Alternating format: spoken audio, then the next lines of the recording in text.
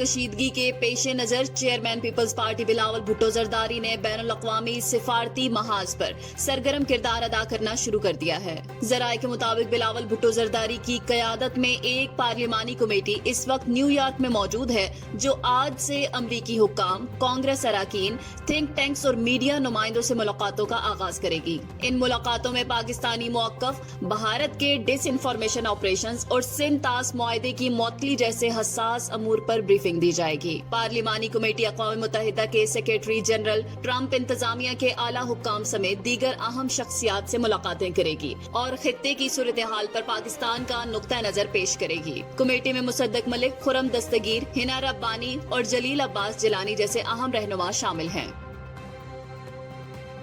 بہاولپور میں مبارک پور اسٹیشن کے قریب کراچی سے راولپنڈی جانے والی پاکستان ایکسپریس کو حادثہ پیش آیا۔ ٹرین کی 2 بوگیاں پٹری سے اتر گئیں جس کے باعث اپ اور ڈاؤن دونوں ریلوے لائنیں عارضی طور پر بند کر دی گئی ہیں۔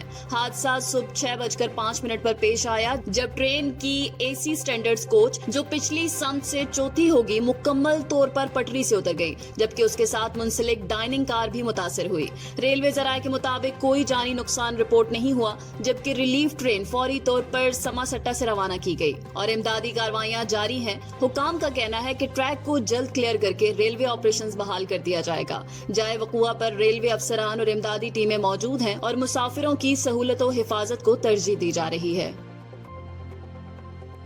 خیبر پختونخوا میں حالیہ بارش اور تیز آندھی کے باعث مختلف حادثات میں 10 افراد جاں بحق جبکہ 30 افراد زخمی ہو گئے ہیں۔ پی ڈی ایم اے نے بارشوں سے ہونے والے جانی و مالی نقصانات کی رپورٹ جاری کر دی ہے، جس کے مطابق جاں بحق ہونے والوں میں 5 مرد، 3 خواتین اور 2 بچے شامل ہیں۔ زخمیوں میں 13 مرد، 10 خواتین اور 7 بچے شامل ہیں۔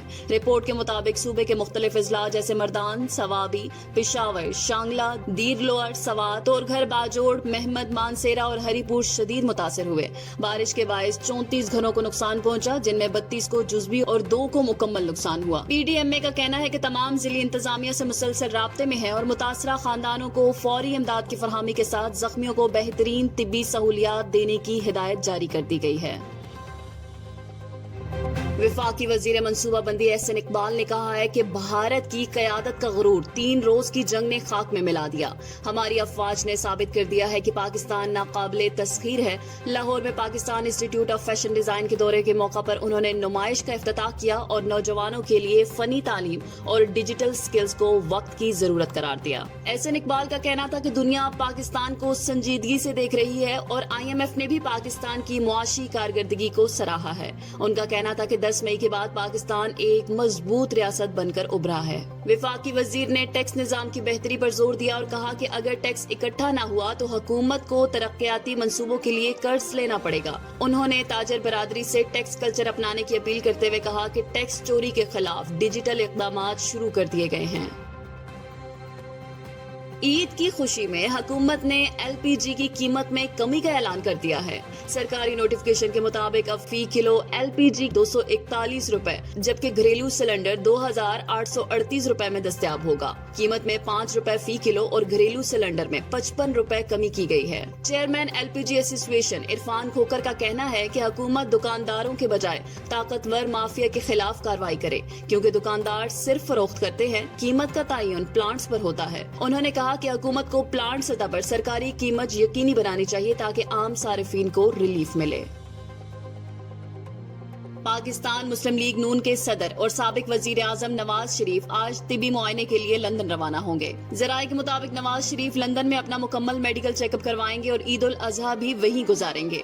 ذرائع کا کہنا ہے کہ نواز شریف کا یہ دورہ صرف طبی معائنے اور آرام کے مقصد کے لیے ہے اور وہ چیک اپ کے بعد عید گزار کر پاکستان واپس آئیں گے۔ تاریخ کی سب سے عجیب و غریب وباؤں میں سے ایک ناچنے کی وبا یا ڈانسنگ پلیگ جولائی 1518 میں فرانس کے شہر سٹراسبرگ میں پھوٹ پڑی جب ایک خاتون فراو ٹروفیا اچانک سڑک پر ناچنے لگی۔ حیران کن طور پر چند دنوں میں 400 کے قریب افراد بغیر کسی وجہ کے اس کے ساتھ ناچنے لگے۔ یہ سلسلہ 15 دن تک جاری رہا جس میں درجنوں لوگ مسلسل ناچنے کے باعث موت کا شکار ہو گئے۔ کچھ دل کا دورہ پڑنے سے، کچھ فالج اور اور بعض صرف تھکن سے جاں بحق ہوئے۔ آج تک اس وبا کی ٹھوس وجہ معلوم نہیں ہو سکی، لیکن ماہرین کا ماننا ہے کہ اس کی ممکنہ وجوہات میں ذہنی دباؤ، اجتماعی صدمہ، قحط بیماری یا ایسی خوراک شامل ہو سکتی ہیں جس میں ارگٹ نامی فنگس ہو جو LSD جیسی کیفیت پیدا کرتی ہے۔ یہ واقعہ آج بھی تاریخ، نفسیات اور طب کے ماہرین کے لیے ایک ناقابل فہم معمہ بنا ہوا ہے۔